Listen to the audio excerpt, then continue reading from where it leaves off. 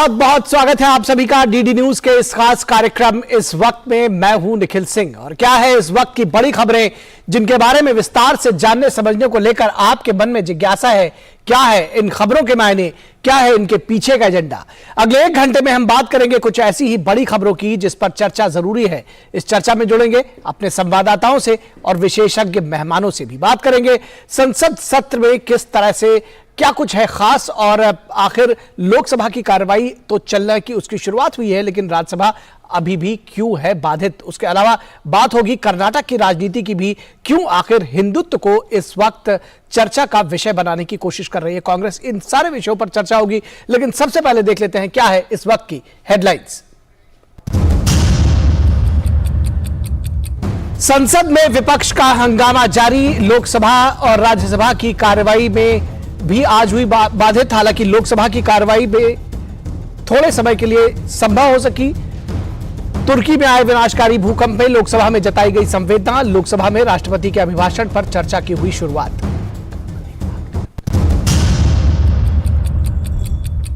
भारत की G20 अध्यक्षता के तहत विभिन्न राज्यों में बैठकों का दौर जारी। कच्छ के रण में पहली 3 दिवसीय पर्यटन कार्य समूह की बैठक की मेजबानी कर रहा है गुजरात। मुख्यमंत्री भूपेंद्र पटेल सहित केंद्रीय मंत्री जी किशन रेड्डी और पुरुषोत्तम रूपाला कार्यक्रम में लेंगे हिस्सा।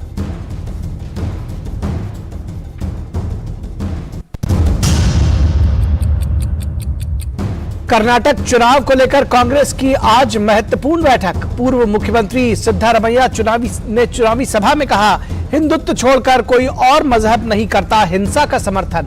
हिंदुत्व देश में फैलाते हैं अशांति। बीजेपी ने दिया कड़ा जवाब, कहा हिंदू और हिंदुत्व में कोई अंतर नहीं। एक समुदाय को खुश करने के लिए बहुसंख्यकों को गाली न दे कांग्रेस। त्रिपुरा, मेघालय और नागालैंड में विधानसभा चुनाव के लिए प्रचार तेज। भाजपा के वरिष्ठ नेता और रक्षा मंत्री राजनाथ सिंह त्रिपुरा में 2 जगह विजय संकल्प रैली को करेंगे संबोधित। वहीं टीएमसी नेता ममता बनर्जी अगरतला में करेंगी रोड शो। मेघालय और नागालैंड में नामांकन दाखिल करने का आज अंतिम दिन।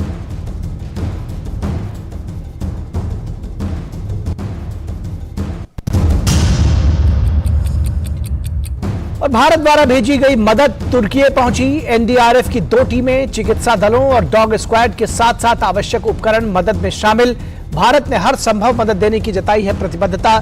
भारत में तुर्की के राजदूत फिरात सुनेल ने मदद के लिए जताया आभार। कहा संकट के वक्त काम आने वाला दोस्त ही होता है सच्चा दोस्त। और सबसे पहले इस वक्त में शुरुआत करेंगे, आपको ले चलेंगे बीजेपी के मुख्यालय में लाइव के लिए, जहां सर्बानंद सोनोवाल केंद्रीय मंत्री वो एक प्रेस कॉन्फ्रेंस को संबोधित कर रहे हैं। सुमित भसीन जी। धन्यवाद संजय जी। मित्रों, पब्लिक पॉलिसी रिसर्च सेंटर हमेशा से विभिन्न विषयों पर शोध करता रहा है। अभी भी हमने त्रिपुरा के अंदर एक शोध किया कि क्या बदलाव आया 2018 के अंदर जब सरकार बनी, पहली बार वहाँ पे सरकार बनी। एक जब नतीजे आए तो लोगों को भी बहुत ताज्जुब हुआ था कि बीजेपी वहाँ पर अपनी सरकार अपने दम पर बना रही है, तो क्या परिवर्तन आया। तो उसको लेकर पिछले हमारे रिसर्चर्स थे, लगभग 6 रिसर्चर्स ने 3 महीने लगाकर उस पर काम किया। हमारे रिसर्चर्स यहीं बैठे हैं, बाद में आप उनसे रिपोर्ट के बारे में अधिक जानकारी चाहेंगे तो वो भी मिल जाएगी। बहुत सी चीज़ें उस पर देखने को आया, जैसे कि फार्मर्स इनकम पे कुछ आंकड़े आप लोगों को दूंगा। जैसे फार्मर्स इनकम है वो 98% बढ़ी 2015 के अपना 18 के बाद से लेके, जो 6580 थी वो 13590 हुई, तो लगभग 98% वो बढ़ी। 9834 छोटे छोटे हैबिटेंट्स जो थे उनको प्रधानमंत्री ग्रामीण सड़क योजना के साथ जोड़ा गया। लगभग 22,787 किलोमीटर का रूरल इंफ्रास्ट्रक्चर इससे तैयार हुआ। इसके साथ साथ केंद्र सरकार की भी कुछ योजनाओं का वहां पे बहुत बड़ा लाभ हुआ, जिसके कारण लगभग 23,79,000 लोगों को मुद्रा का लोन वहां पर मिला है। 2,81,573 गैस के कनेक्शंस वहां लगे हैं। 100% इलेक्ट्रिफिकेशन वहां पर हुआ है। और सबसे अधिक जो 2019 के बाद हुआ, वहां पर जो टैप वाटर है वो 3.3% हाउस होल्ड्स में था, जो अब 2022 तक का उसका लास्ट डेटा है, दिसंबर 2022 तक का 58% हाउसेस के अंदर टैप वाटर वहां पहुंचा है। 3,47,000 मीट्रिक टन अनाज वहां पर मुफ्त कोविड के समय से दिया जा रहा है। लगभग 3 लाख के आसपास वहां पर प्रधानमंत्री आवास बने, 13.5-14 लाख वहां पे आयुष्मान के बेनिफिशियरीज हैं। लेकिन आपको ताज्जुब होगा, तो नंबर ऑफ बेनिफिशियरीज हैं, लेकिन 106 करोड़ से ऊपर लोगों के क्लेम्स वहां पे डिसबर्स हुए हैं। तो एक्चुअल जो उसके जो लाभार्थी हैं और बढ़ जाते हैं, 106 करोड़ से ऊपर का डिसबर्समेंट हुआ है वहां पर। फ्री एजुकेशन वहां पे हर गर्ल चाइल्ड को मिलती है, और लोगों में प्राइमरी एजुकेशन तक है, कहीं में सेकेंडरी है, कई लोग 12वीं तक भी देते हैं। वहां पर ग्रेजुएशन तक कोई भी गर्ल की जो चाइल्ड है उसको फ्री एजुकेशन दी जाती है। और सबसे अधिक जो एक परिवर्तन वहां पर आया, 2018 से पहले वहां पे केवल 4000 सेल्फ हेल्प ग्रुप्स थे, जिसके कारण वो कोऑपरेटिव्स बनती थी और लोग काम करते थे, जिसकी संख्या 40,000 से ऊपर हुई है। तो ये कुछ डेटा है, ये पूरी की पूरी वेबसाइट हमारी वेबसाइट पर अवेलेबल भी है। वो आप वेबसाइट से पूरी की पूरी रिपोर्ट ले भी सकते हैं। इसकी सॉफ्ट कॉपी भी आपको व्हाट्सएप हो जाएगी। मैं सोनोवाल जी से कहूंगा कि बाकी की बातें वो रखें। कुछ बहुत छोटे छोटे कुछ चीज़ों के हमने आंकड़े रखे हैं, और बहुत से ऐसे विषय हैं जो रिपोर्ट के अंदर दर्शाए गए हैं। धन्यवाद।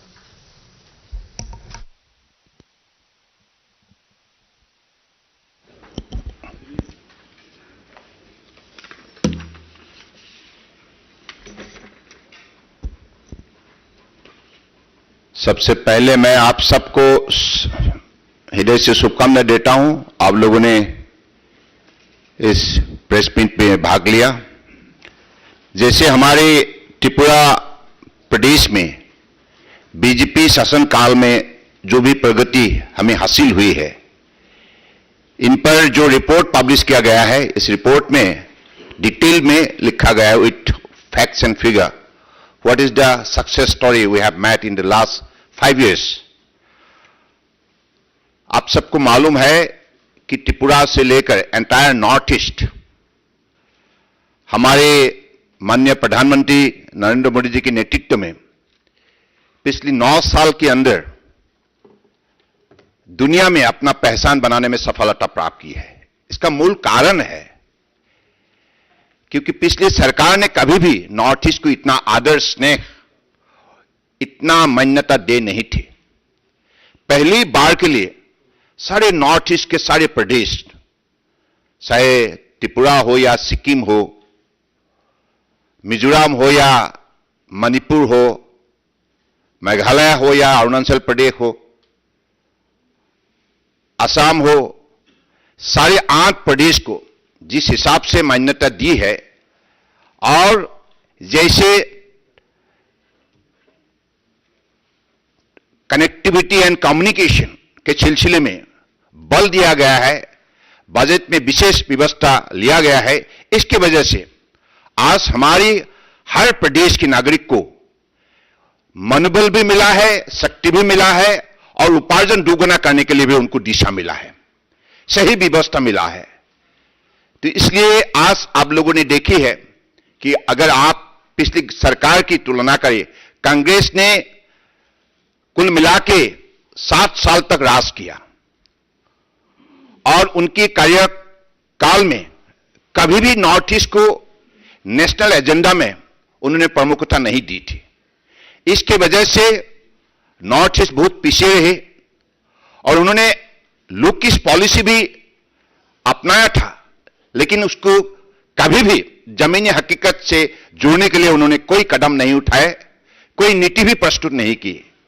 लेकिन माननीय प्रधानमंत्री जी ने खुद सारे कार्यक्रम को मॉनिटर की, और लुक ईस्ट के बदले एक्ट ईस्ट को एक्शन में बदलने का काम किया। माननीय प्रधानमंत्री जी का मानना है transformation is possible only through transportation. इसके लिए हर प्रदेश में रेलवे नेटवर्क हो, रोड नेटवर्क हो, एयरवेज हो और वाटरवेज हो, इंफॉर्मेशन वेज हो, हर मोड ऑफ ट्रांसपोर्टेशन को बढ़वा दिया। बजट में विशेष व्यवस्था ली। इसकी वजह से आज सारे प्रदेश ने अपने उपार्जन में, उत्पादन में भी उन्होंने शक्ति दिखाने का काम किया है।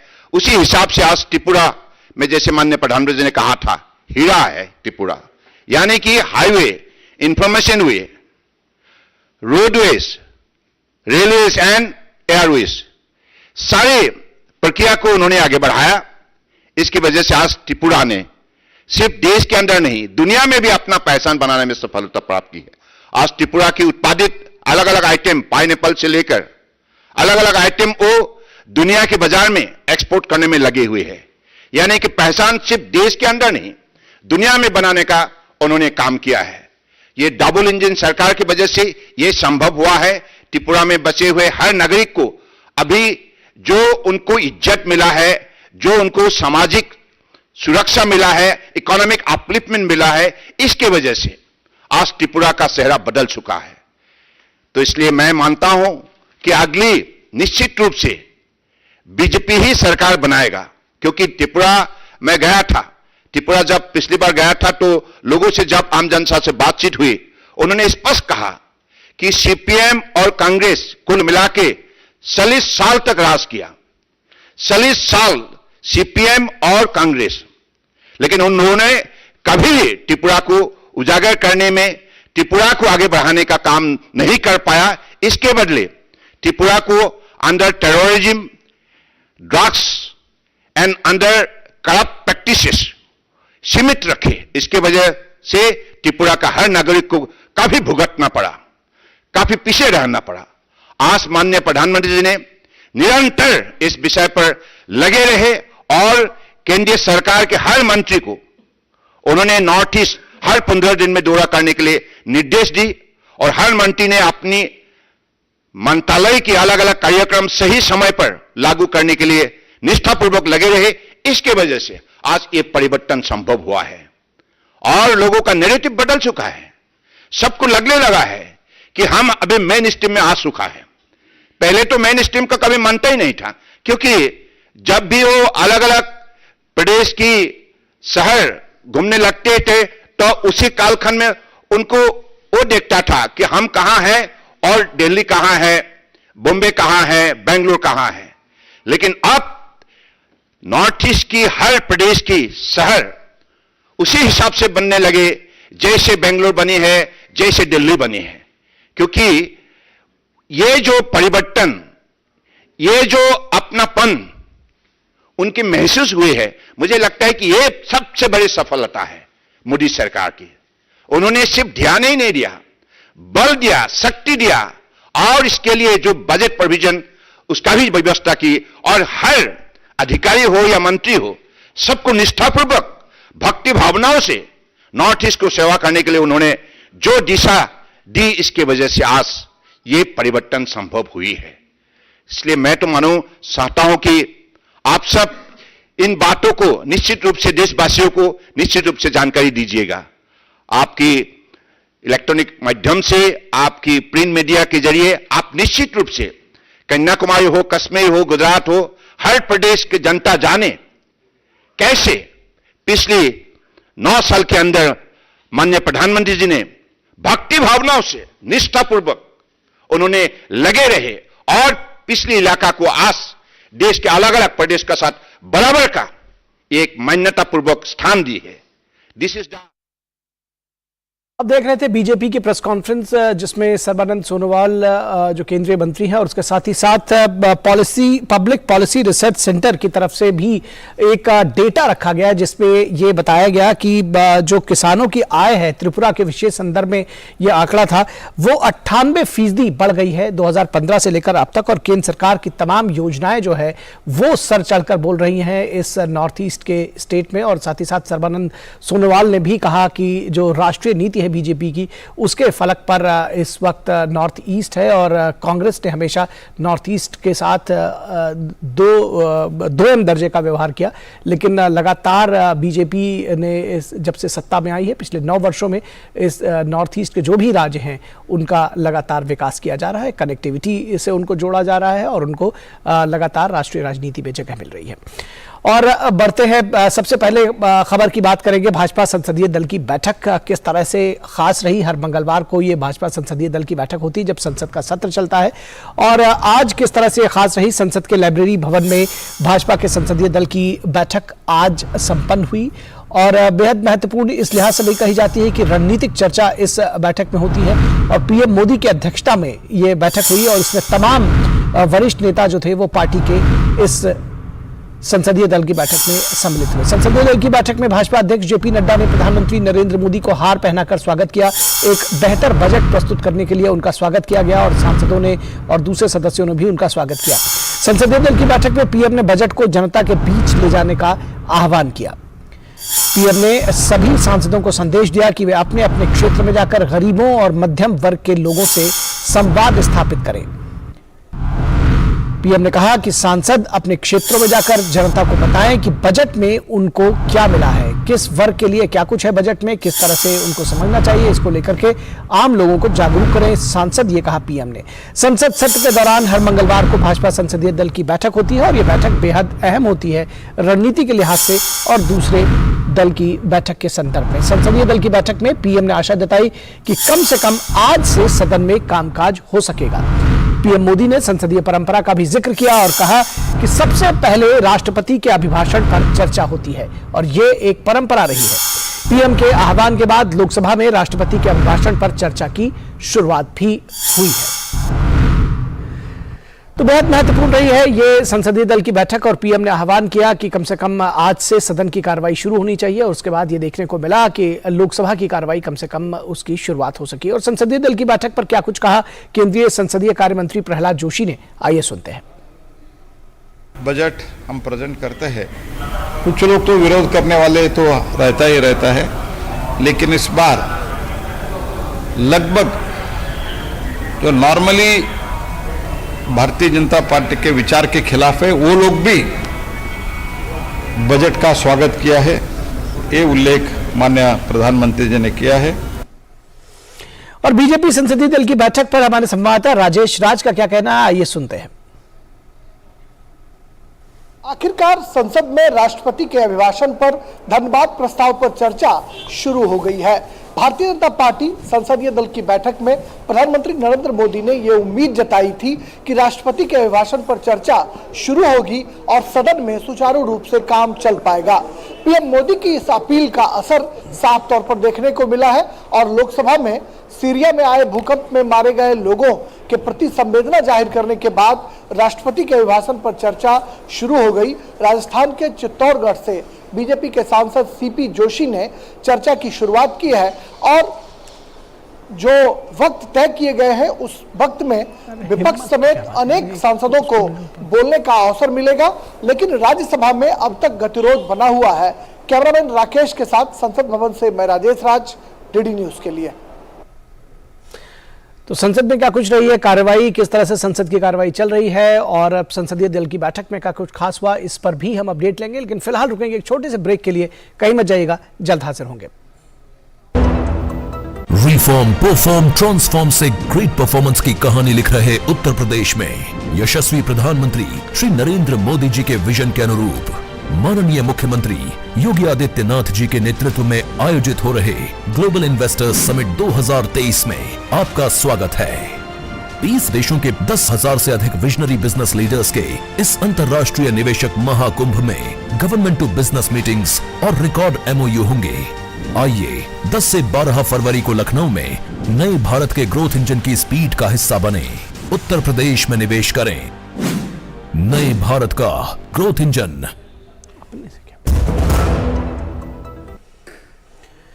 तो बीजेपी संसदीय दल की बैठक की बात कर रहे थे ब्रेक पर जाने से पहले और उस चर्चा को जारी रखेंगे। दरअसल बीजेपी संसदीय दल की बैठक हर मंगलवार को होती है और इस लिहाज से भी बेहद महत्वपूर्ण होती है कि इसमें तमाम रणनीतिक चर्चा होती है। और आज की जो संसदीय दल की बैठक रही उसमें बजट को लेकर के न सिर्फ प्रधानमंत्री का स्वागत किया गया बल्कि प्रधानमंत्री ने भी अपनी तरफ से सांसदों से कहा कि बजट के जो प्रावधान है वो लेकर के वो सांसदों के बीच में जाएं और आम जनता तक पहुंचाएं उसको कि आखिर आम लोगों के लिए क्या कुछ है इस बजट में। हमारे संवाददाता शैलेंद्र मिश्रा इस वक्त जुड़ चुके हैं हमारे साथ में। शैलेंद्र, आपसे संसदीय दल की बैठक के बारे में तो जानना ही चाहेंगे, साथ ही साथ संसद की कार्रवाई किस तरह से खास हो गई है। लोकसभा कम से कम थोड़ी बहुत उसमें शुरुआत तो देखी जा रही है, किस तरह से देखते हैं इसको? देखिए, आज जब संसद की कार्रवाई शुरू हुई दोनों सदनों की, लोकसभा की और राज्यसभा की, तब शुरू में गतिरोध देखने को मिला। लोकसभा 12 बजे तक स्थगित की गई और जब राज्यसभा में हमने देखा कि 12 बजे तक स्थगित की गई और फिर 2 बजे तक। लेकिन लोकसभा में 12 बजे अहम पत्रावलियों को रखने के बाद एक सहमति बनी जब राष्ट्रपति के अभिभाषण के धन्यवाद प्रस्ताव पर चर्चा शुरू हुई। बीजेपी सांसद चित्तौड़गढ़ से सीपी जोशी ने इस चर्चा की शुरुआत की। हालांकि बीच में जब वो अपना भाषण दे रहे थे तब कुछ उन्होंने ऐसी बात कही जिसको लेकर कुछ सांसदों ने हंगामा किया, जिसकी वजह से 1:30 बजे तक लोकसभा की कार्रवाई को स्थगित करना पड़ा था। लेकिन गतिरोध टूट गया लोकसभा में जो पिछले 3 दिनों से चल रहा था।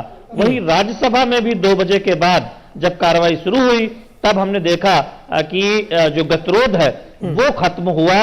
3 दिनों से राज्यसभा में गतिरोध चल रहा था और राष्ट्रपति के अभिभाषण पर चर्चा की शुरुआत डॉक्टर के लक्ष्मण जो राज्यसभा सांसद हैं उत्तर प्रदेश से बीजेपी के, उन्होंने उस चर्चा की शुरुआत की।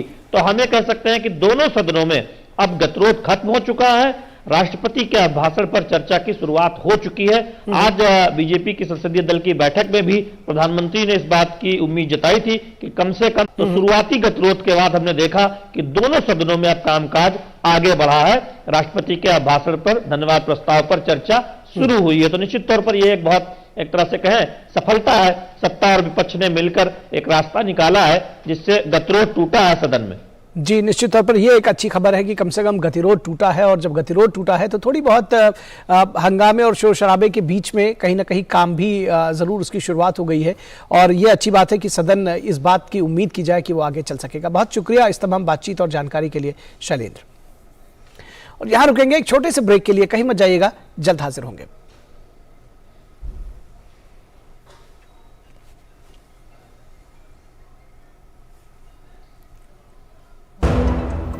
रिफॉर्म, परफॉर्म, ट्रांसफॉर्म से ग्रेट परफॉर्मेंस की कहानी लिख रहे उत्तर प्रदेश में यशस्वी प्रधानमंत्री श्री नरेंद्र मोदी जी के विजन के अनुरूप माननीय मुख्यमंत्री योगी आदित्यनाथ जी के नेतृत्व में आयोजित हो रहे ग्लोबल इन्वेस्टर्स समिट 2023 में आपका स्वागत है।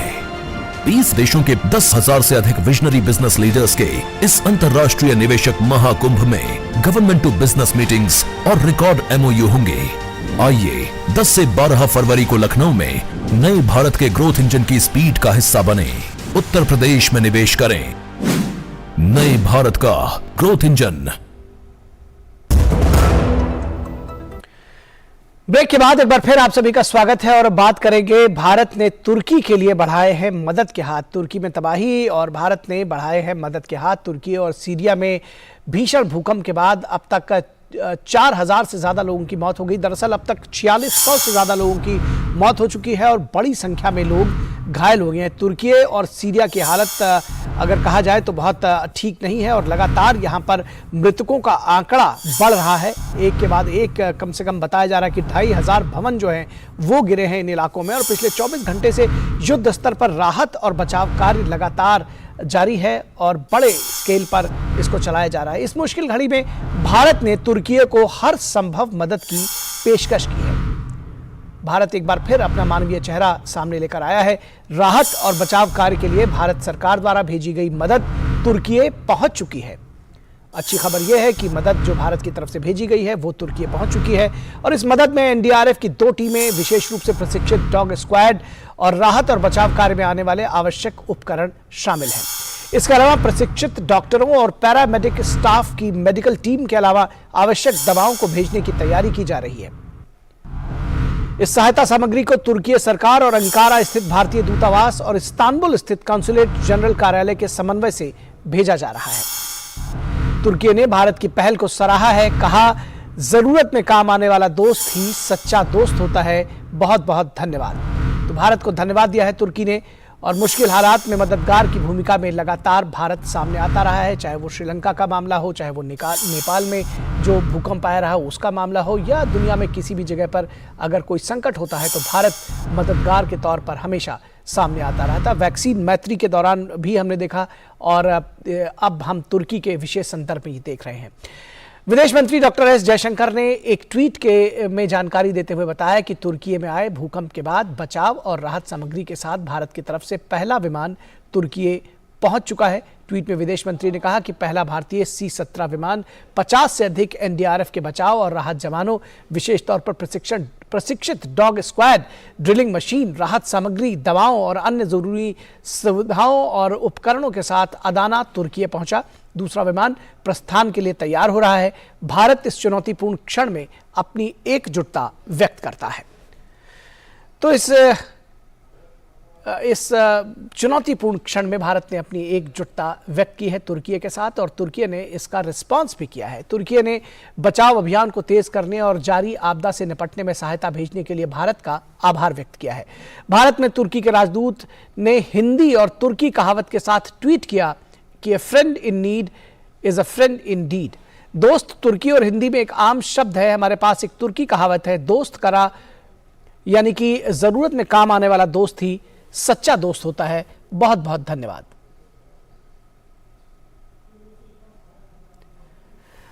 और इस पूरी खबर पर बातचीत करने के लिए हमारे साथ हमारे संवाददाता सुधाकर दास मौजूद हैं। सुधाकर, सबसे पहले तो इस मदद के विषय में बताइए, दूसरा विमान भी शायद जल्द ही तैयार हो जाए और पहला विमान तुर्की पहुंच चुका है। किस तरह से इस पूरी सहायता को देख रहे हैं, किस तरह से देख रहे हैं भारत का जो मानवीय चेहरा है और जो तुर्की की स्थिति है वो भी उसके विषय में बताएं।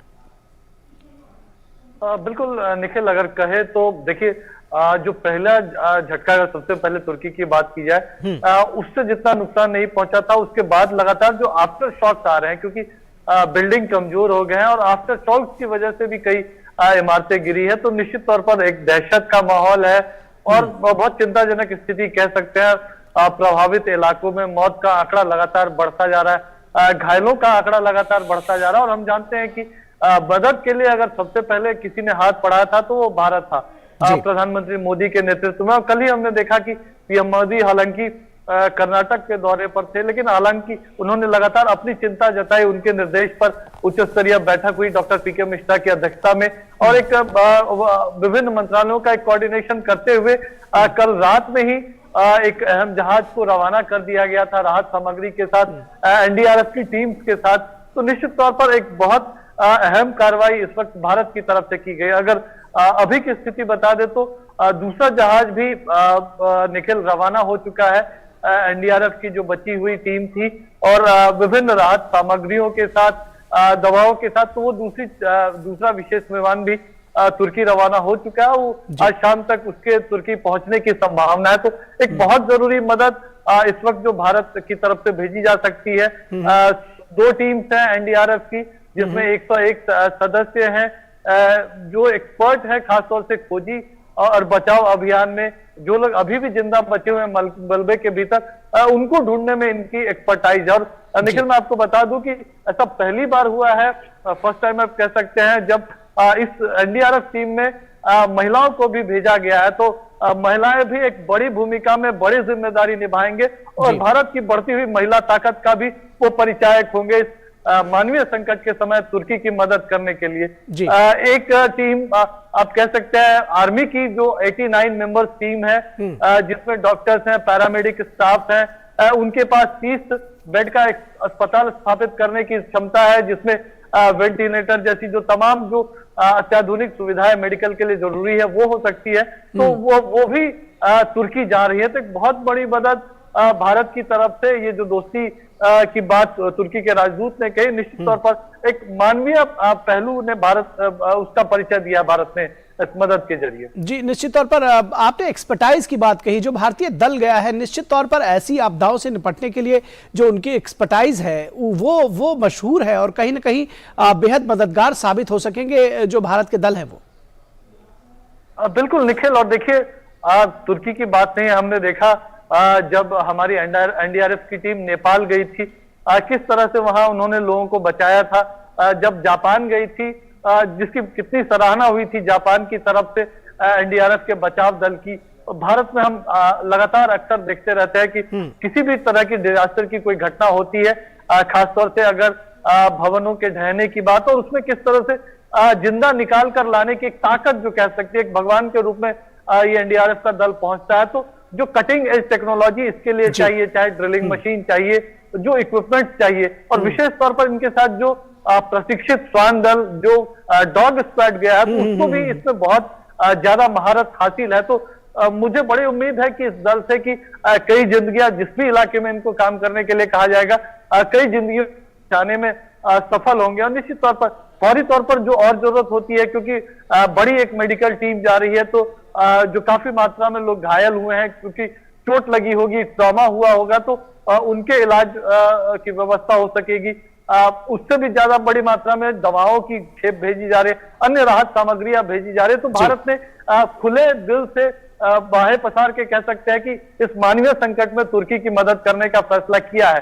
और आज बीजेपी संसदीय दल की बैठक भी हुई थी, तो कुछ सांसदों का ऐसा कहना था निखिल की पीएम मोदी भी भूकंप की बात करते हुए भावुक हो गए थे। कच्छ का उन्होंने जिक्र किया था कि किस तरह कच्छ में तबाही आई थी, उसके बाद लोगों की मदद की गई थी, उस तरह कच्छ का पुनर्निर्माण किया था। तो उन्होंने ये बात दोहराया था कि एक मानवीय पहलू को देखते हुए, मानवीय संकट को देखते हुए भारत ने मदद का हाथ आगे बढ़ाया है। जी, निश्चित तौर पर भुज के भूकंप को कोई भूला नहीं है और शायद प्रधानमंत्री को वो संवेदनाएं याद आ गई होंगी। बहुत शुक्रिया इस तमाम बातचीत और जानकारी के लिए सुधाकर। तो निश्चित तौर पर जो भारत ने जो मदद के हाथ आगे बढ़ाए हैं उसकी सराहना भी की जा रही है और इस वक्त पर उसकी ज़रूरत भी थी। फिलहाल यहाँ रुकेंगे एक छोटे से ब्रेक के लिए, कहीं मत जाइएगा, क्योंकि ब्रेक के बाद जब वापस लौटेंगे तो चर्चा करेंगे कर्नाटक की राजनीति में आखिर हिंदुत्व का जिक्र क्यों हो रहा है। रिफॉर्म, परफॉर्म, ट्रांसफॉर्म से ग्रेट परफॉर्मेंस की कहानी लिख रहे उत्तर प्रदेश में यशस्वी प्रधानमंत्री श्री नरेंद्र मोदी जी के विजन के अनुरूप माननीय मुख्यमंत्री योगी आदित्यनाथ जी के नेतृत्व में आयोजित हो रहे ग्लोबल इन्वेस्टर्स समिट 2023 में आपका स्वागत है। 20 देशों के 10,000 से अधिक विजनरी बिजनेस लीडर्स के इस अंतर्राष्ट्रीय निवेशक महाकुंभ में गवर्नमेंट टू बिजनेस मीटिंग्स और रिकॉर्ड MOU होंगे। आइए 10 से 12 फरवरी को लखनऊ में नए भारत के ग्रोथ इंजन की स्पीड का हिस्सा बने, उत्तर प्रदेश में निवेश करें।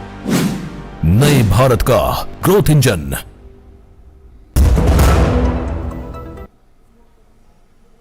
ब्रेक के बाद एक बार फिर आप सभी का स्वागत है और बात कर्नाटक में जो सिद्धारमैया ने हिंदुत्व पर प्रहार किया है उसको लेकर बात करेंगे। सनातन और हिंदुत्व पर सिद्धारमैया का प्रहार है और क्या कुछ है इस प्रहार के मायने, इस पर चर्चा भी करेंगे। बिहार और उत्तर प्रदेश में रामचरितमानस को लेकर छिड़ी बहस के बीच कर्नाटक के पूर्व मुख्यमंत्री सिद्धारमैया ने हिंदुत्व पर ही निशाना साधा है। उनका मानना है कि हिंदुत्व संविधान विरोधी है, वो हिंसा और विभाजन को बल देता है। ऐसा कहना है सिद्धारमैया का। कांग्रेस के पूर्व मुख्यमंत्री हैं कर्नाटक के और पूर्व मुख्यमंत्री सिद्धारमैया दूसरे मजहबों को शांतिप्रिय और लोकतांत्रिक मानते हैं। उनका कहना है कि हिंदुत्व जो है वो सारी गड़बड़ की जड़ है। इस बीच बीजेपी की राष्ट्रीय महासचिव CT रवि ने कहा है कि कांग्रेस पार्टी लोगों को गुमराह कर रही है। CT रवि ने कहा कि हिंदुत्व और सनातन में कोई अंतर नहीं है। दरअसल हिंदू और हिंदुत्व में कोई अंतर नहीं है, ये बात सुप्रीम कोर्ट भी पहले कह चुकी है। रवि कहते हैं कि हिंदुत्व समानता में विश्वास करता है, हिंदुत्व शांतिप्रिय और सह अस्तित्व में भरोसा करता है। लेकिन बड़ा सवाल यह है कि मोहब्बत की दुकान में अचानक ये नफरत क्यों बेची जा रही है। इस तरह के जो स्टेटमेंट्स हैं उनके क्या मायने हैं।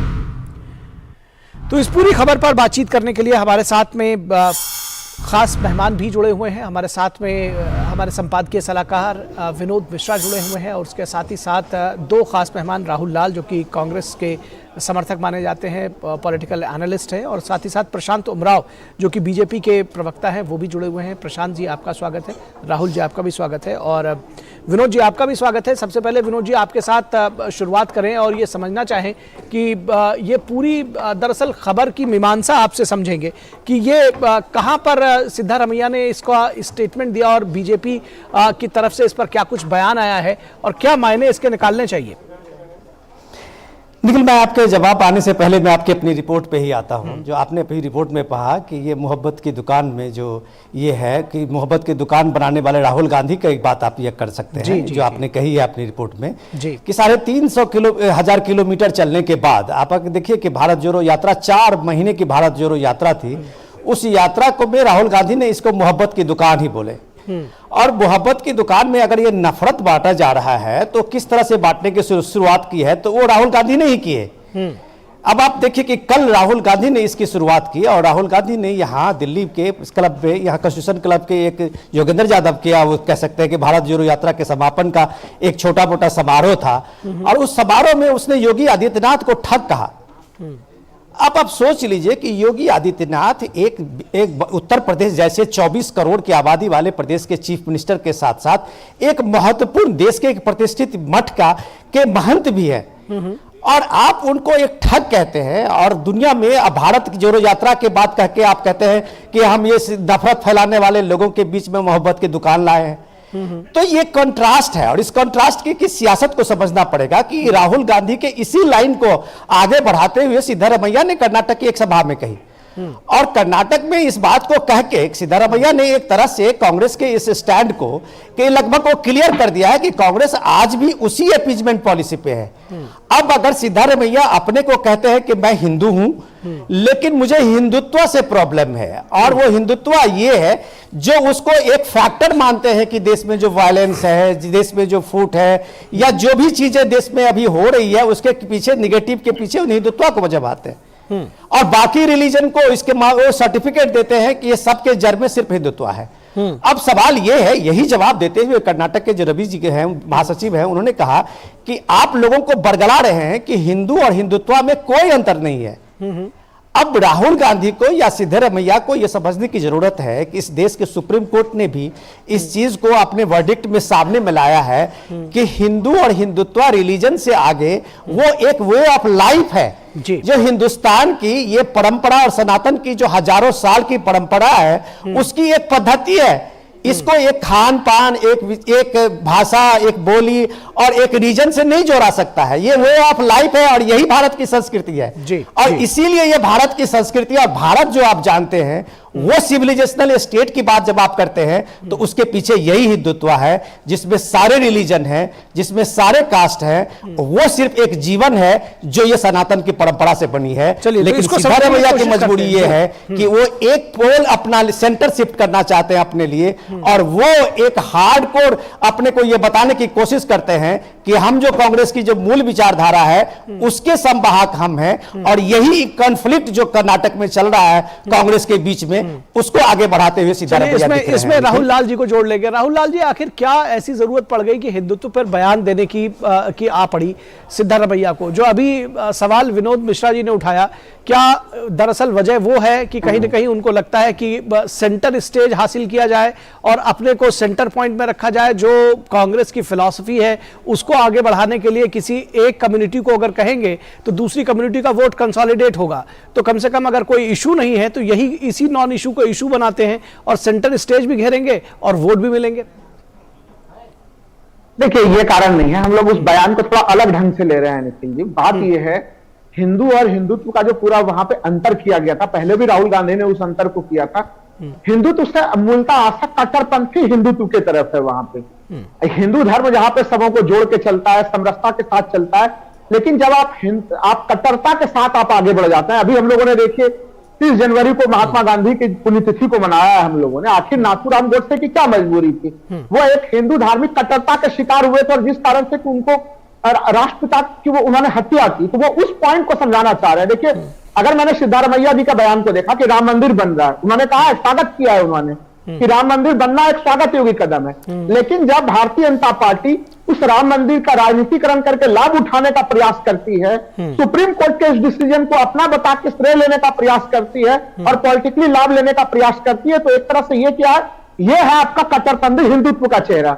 अगर मान लीजिए उत्तर प्रदेश के आदरणीय मुख्यमंत्री योगी आदित्यनाथ जी हैं, संवैधानिक पद पे हैं और वो कहते हैं कि सनातन हमारा राष्ट्रीय धर्म होना चाहिए, जबकि सेक्युलरिज्म हमारे संविधान का जो है कि मूलभूत तत्व है। केशवानंद भारती का जो 1973 का 13 सदस्यीय खंडपीठ है, सबसे बड़ा खंडपीठ, उसने संविधान के दरअसल देखिए, ये जो आप जो बहस कर रहे हैं, दरअसल इसमें एक एक करके बहुत सारे जो तर्क है वो दिए जा सकते हैं, लेकिन मैं ये जानना चाह रहा हूं कि इस चुनाव के वक्त में ये सारी चीजें कहने की जरूरत क्या थी? जनता के बीच में तो बिल्कुल चीजें स्पष्ट तौर पर जानी चाहिए। जैसे आपने कहा गांधी जी 1948 में उन्होंने मारा था, आज तक आप उसको लेकर क्यों गा रहे हैं? आपने कहा कि राम मंदिर पर हम उसको वेलकम किया है, राम मंदिर पर वेलकम कर देंगे, आखिर सुप्रीम कोर्ट का निर्णय है, वेलकम नहीं करेंगे तो जाएंगे क्या, रोक थोड़ी सकते हैं। तो देखिए बात इस बात की नहीं है, बात इस बात की भी है कि आखिर इस वक्त पर इस तरह के बयान के क्या मायने हैं, इसको हम समझने की कोशिश करेंगे प्रशांत उमराव जी से। इस तरह पर, इस जगह पर सीधा सवाल आपसे यही कि आखिर ये बयान क्यों? देखिए, कहीं न कहीं कांग्रेस के अंदर ये अपना कॉन्फ्लिक्ट है और जो इनका एक्चुअल स्टैंड है हिंदू विरोध का, वो इनकी जुबान से सामने आ जाता है। और सीटी रवि जी ने ठीक कहा है, हिंदू और हिंदुत्व में कोई अंतर नहीं है। हिंदुत्व भारतीय जीवन शैली की अभिव्यक्ति है जो सनातन धर्म पर आधारित है और उसी को लेकर के हम आगे बढ़ रहे हैं। ये हमारे ऊपर आरोप लगाया जाता है कि हिंदुत्व कट्टरपंथी। देखिए, हिंदू धर्म और हिंदू सनातन संस्कृत को मानने वाला कभी कट्टरपंथी हो ही नहीं सकता। हम तो वो संप्रदाय, हम वो धर्म है जिसने भारत में सभी संप्रदाय के लोगों को, बाहर से जितने भी शरणार्थी है, सभी लोगों को, चाहे हजारों 2000 साल से, उनको हमने शरण देने का काम किया है। और आज ये राम मंदिर के स्वागत की बात करते हैं, यही इनके नेता कपिल सिब्बल थे जो 2018 में सुप्रीम कोर्ट में कह रहे थे कि इस मामले को 2019 के चुनाव तक टाल दिया जाए। लगातार ये लोग राम मंदिर का विरोध करते रहे। राम सेतु का इन्होंने एफिडेविट दिया कि राम कभी हुए नहीं, राम सेतु को तोड़ दिया जाए। आज जब हमारे प्रयासों से हमने सपोर्ट किया, सुप्रीम कोर्ट ने निर्णय दिया, आज हमारे भारतीय जनता पार्टी के प्रयासों से राम मंदिर बन रहा था, तभी स्वागत करने की क्या बात करें। आप तो स्वागत करें या ना करें, उसको कोई हमें आपत्ति नहीं है। आज राम मंदिर का उद्घाटन होने वाला है। तो ये इनकी जो मनस्थिति है, हिंदू विरोधी जो चरित्र कांग्रेस का रहा है प्रारंभ से ही, उसी तरीके के बार-बार वो ये उद्गार करते रहते हैं। बिल्कुल। इस पर राहुल लाल जी आपका क्या कहना है? आपको नहीं लगता है कि इस तरह की जो मानसिकता है कहीं ना कहीं ये हिंदू विरोधी आपको साबित करती है और ये सेल्फ गोल करने जैसी स्थिति कांग्रेस में ही डेंट लग रहा है, ऐसा नहीं लगता आपको? नहीं, बिल्कुल। क्योंकि बहुसंख्यक की भावनाएं इससे आहत होती है, बात तो शायद सभी को समझ में आती है।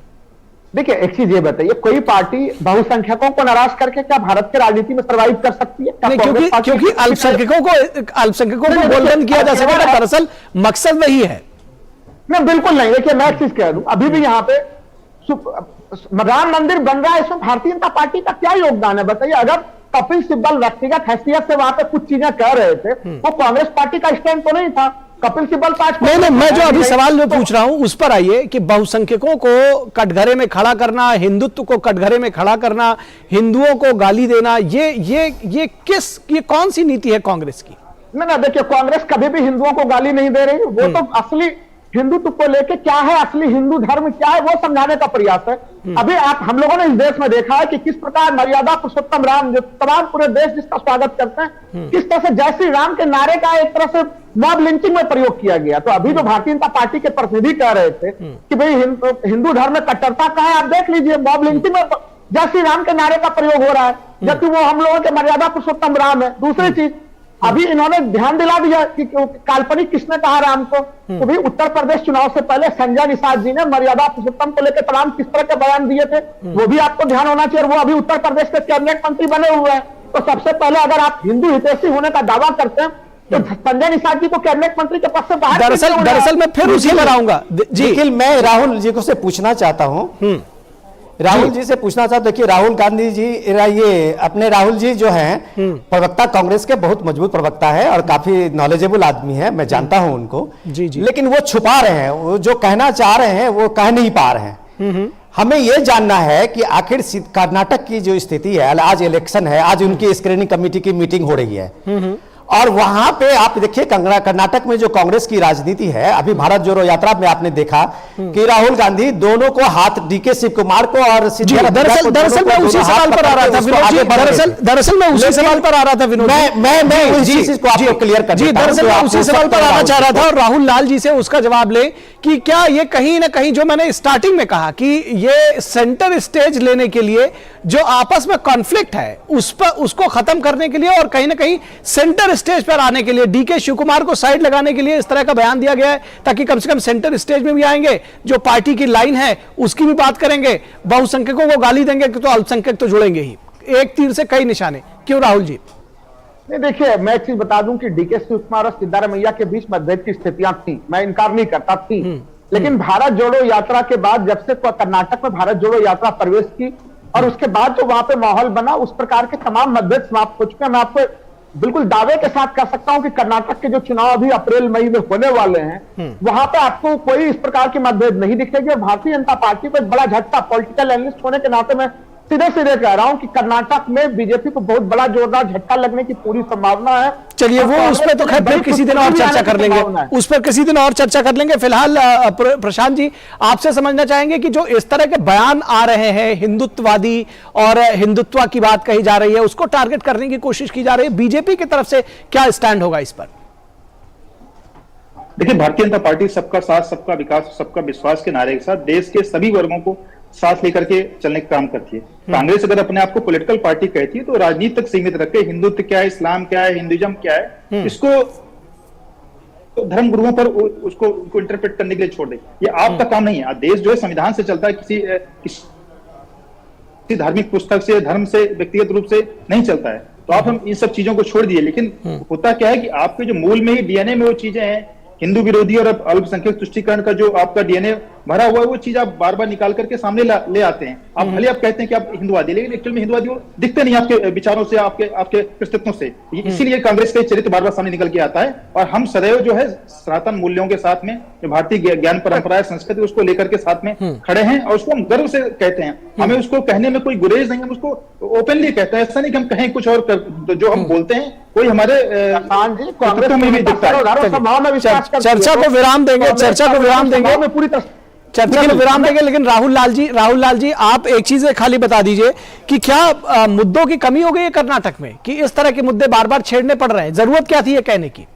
नहीं, वहां पे मुद्दों की कोई कमी नहीं है, बिल्कुल एक कमी। आप कह रहे हैं आप चुनाव जीतेंगे, आपके नेताओं के पास मुद्दे नहीं है, वो हिंदुत्व और मुसलमान और ये बाद में आप बीजेपी को ब्लेम करते हैं। दरअसल शुरुआत आप ही कर रहे हैं।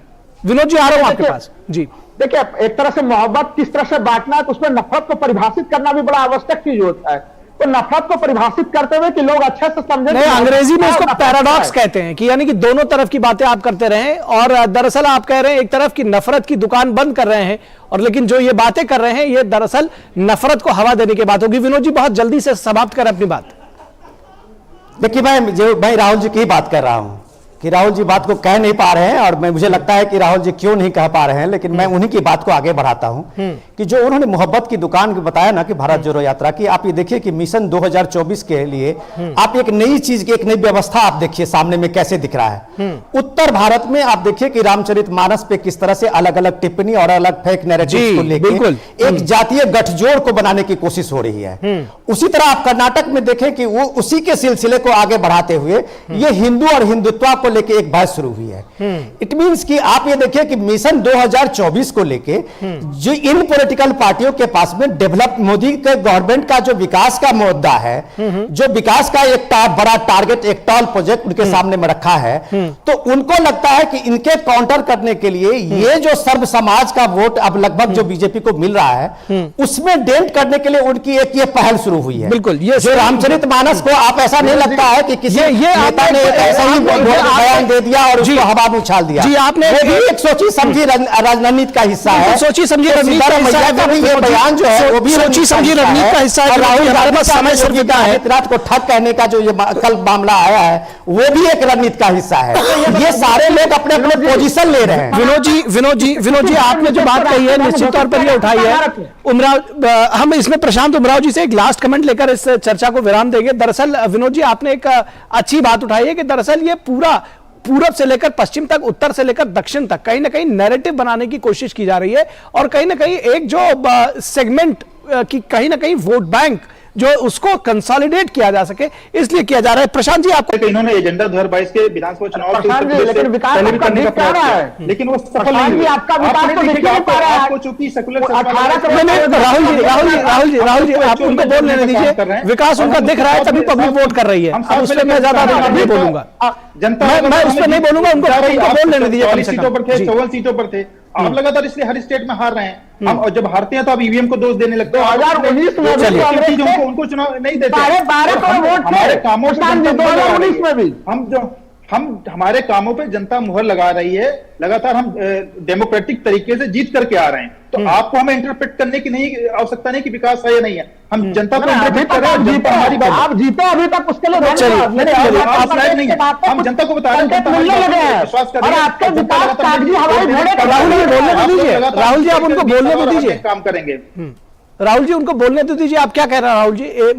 बस 10 सेकंड में मैं यही कह रहा हूं, विकास के जो काम, जब तक जनता साथ में है तब तक आप ये नहीं कह सकते कि ये कागजी विकास है। दरअसल ये जिसको कहना चाहिए कि राजनीतिक बयानबाजी है, और जो राजनीति से जुड़े लोग हैं उनका ये अधिकार है कि वो कुछ भी कह सके। फिलहाल बढ़ते हैं अगली खबर की तरफ, और अगली खबर जो है वो आम लोगों से जुड़ी हुई है। इंसाफ के लिए सुप्रीम अदालत की खास पहल है। सुप्रीम कोर्ट की क्या कुछ खास पहल है? सुप्रीम कोर्ट ने उत्तर प्रदेश की जेलों में बंद हजारों कैदियों की समय से पहले रिहाई का रास्ता साफ किया है। कोर्ट ने यूपी सरकार से कहा है कि मौजूदा नीति के मुताबिक समय से पहले रिहाई के हकदार हो चुके कैदियों की रिहाई के बारे में 3 महीने में फैसला लें। 3 महीने के अंदर यह फैसला लेना है। चीफ जस्टिस ने कहा है कि यह समाज के सबसे गरीब तबके से जुड़ा हुआ मसला है, इसलिए इसको 3 महीने के अंदर इस पर फैसला लेकर कोर्ट को अवगत कराया है। ऐसे भी कैदी हैं जो 89 साल के हैं और कैंसर से जूझ रहे हैं, लेकिन अभी तक अपनी रिहाई का इंतजार कर रहे हैं। ये अपने फैसले में सुप्रीम कोर्ट की तरफ से कहा गया है। यूपी सरकार की ओर से दिए गए आंकड़ों के मुताबिक अभी भी यूपी की जेलों में 1,16,000 कैदी बंद हैं। इन 1,16,000 कैदियों में से 88,000 विचाराधीन कैदी हैं, जिनमें 26,734 कैदी दोषी करार दिया जा चुके हैं, यानी कन्विक्टेड है, और 16,262 उम्र कैद की सजा काट रहे हैं।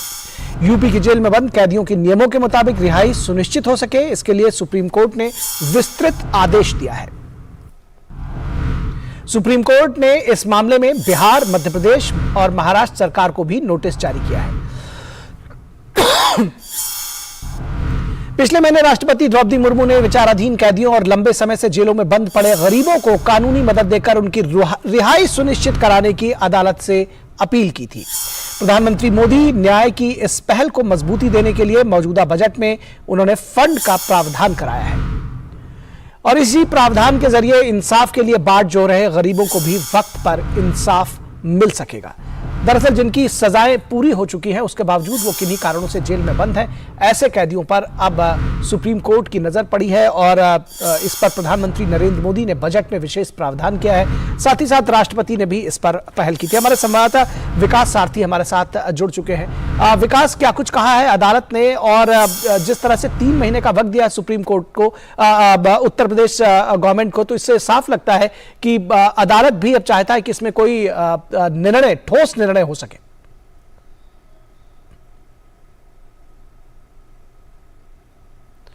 विकास, आपकी आवाज हम तक नहीं पहुंच पा रही है। अपना इंस्ट्रूमेंट एक बार चेक कर लें जिससे आप लाइव दे रहे हैं। जी जी जी मुझे सुन पा रहे हैं? जी जी बिल्कुल, बोलिए। निखिल, इसमें अगर आप केवल उत्तर प्रदेश की बात करें तो 1 लाख से ज्यादा कैदी जेलों में बंद हैं, जेलें ओवर क्राउडेड हैं, और यही हाल लगभग हर राज्य का है।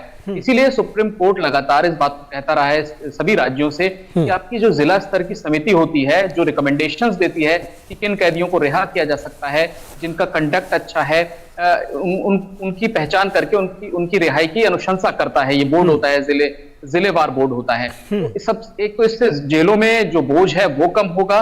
दूसरी बात है यह है कि जो लोग अपनी सजा पूरी कर चुके हैं, जिनका कंडक्ट बहुत अच्छा है, कुछ ऐसे कैदी भी होते हैं निखिल जो 2-2, 2,500 हजार रुपए की श्योरिटी नहीं दे पाते अदालत से आदेश मिलने के बाद भी, कि जमानत का आदेश हो गया है, लेकिन वो 2,000, 2,500 रुपए की श्योरिटी नहीं दे पा रहे हैं, जिसका आप जिक्र भी कर रहे थे कि राष्ट्रपति को ये बात कहनी पड़ी एक मंच से कि छोटी छोटी रकमों के लिए लोग जेलों में बंद हैं। तो ये कहीं ना कहीं जो पूरी न्यायिक व्यवस्था के कॉन्शियंस को हिलाने वाली बात थी जब राष्ट्रपति ने इस पॉइंट को उठाया था। तो आप ये देखिए कि एक ट्रायंगल है इसमें पूरा एक मामले में। एक सिरे पर अदालतें हैं, सरकार है और राज्य सरकारें हैं। तो राज्य सरकारों को अभी कोर्ट ने ये कहा है कि आप ऐसे कैदियों की रिहाई सुनिश्चित कीजिए।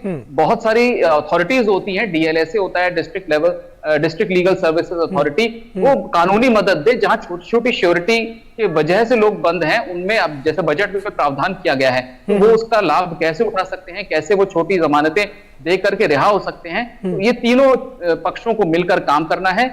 सुप्रीम कोर्ट का निखिल आदेश इसलिए महत्वपूर्ण है क्योंकि कई बार ऐसी बातें जब रिहाई होती है और डिस्ट्रिक्ट कोर्ट जब अनुशंसा करता है तो कोर्ट कचहरी में मामले पहुंच जाते हैं, हाई कोर्ट रोक लगा देता है, मामले लंबित हो जाते हैं, पैरिटी के आधार पर बाकी कैदी भी फंस जाते हैं। तो जब सुप्रीम कोर्ट से डायरेक्शन आ रहा है तो कम से कम वो रुकावटें दूर होंगी, और राज्य सरकारें जो चाहती हैं कि जेलों में बोझ कम हो कैदियों का, वो किस कह सकते हैं खुले तौर पर एक खुले हाथ से इसमें अपनी कार्रवाई कर सकेंगी और फंड्स वगैरह की जो दिक्कत है वो जैसा बजट में प्रोविजन किया गया है उसके तहत ऐसे लोगों को मदद दी जा सके और जेलों का बोझ कम हो। जो लिबर्टी है, आजादी है एक व्यक्ति की, चाहे वो कैदी ही हो, जब वो सजा पूरी कर चुका है या उसका कंडक्ट अच्छा है और वो एक सब्सटेंशियल हिस्सा अपनी सजा का काट चुका है तो वो भी आजादी का हक रखता है। ऐसे में इन सभी पक्षों को देखते हुए सुप्रीम कोर्ट का ये निर्देश बहुत अहम है। जी, एक चीज बहुत जल्दी से आपसे समझना चाहेंगे कि जिस तरह से 3 महीने का वक्त दिया है उत्तर प्रदेश सरकार को सुप्रीम कोर्ट ने, तो क्या समझे कि अब ये आने वाले समय में टाइम बाउंड होने जा रहा है इस पर और जल्द से जल्द कोई एक्शन अब हम देख सकेंगे? बिल्कुल, देखिए कंप्लायंस मांगेगा सुप्रीम कोर्ट 3 महीने में तो राज्य सरकारें थोड़ा तेजी से काम करेंगी, इसीलिए एक टाइम बाउंड मैनर में कोर्ट ये चाहता है कि आपने क्या कार्रवाई की, क्या किसी को आप किसी कैदी को नहीं छोड़ सकते थे किन्हीं कारणों से, तो उसका जिक्र करें, सारी बातें बताएं, लेकिन यह एक टाइम बाउंड मैनर में समयबद्ध तरीके से कार्रवाई होनी चाहिए क्योंकि मामला अगर मुकदमे की बात करें तो निखिल सालों से चल रहा है, लेकिन ये तेजी अभी जो देखी गई है ये हाल के दिनों में हमने देखी। जी बिल्कुल, बहुत शुक्रिया इस तमाम बातचीत और जानकारी के लिए। विकास सारथी हमारे साथ जुड़े हुए हैं, बहुत शुक्रिया विकास। और अब वक्त है देश हित का। आज का अर्जुन, जी हां, आज बात करेंगे आज के अर्जुन की। आपने सही सुना, अर्जुन मतलब तप, तपस्या, अभ्यास और सीधे लक्ष्य पर निशाना। अर्जुन का मतलब लक्ष्य के प्रति समर्पित। खेलो इंडिया यूथ गेम्स और खेलो इंडिया की तमाम पहल की ताजा पहल में देखिए देश के नौनिहाल अपने लक्ष्य के प्रति कैसे साधनारत हैं। आपको छोड़े जाते हैं इन साधनारत तस्वीरों के साथ। कल फिर होगी मुलाकात, तब तक दीजिए इजाजत, नमस्कार।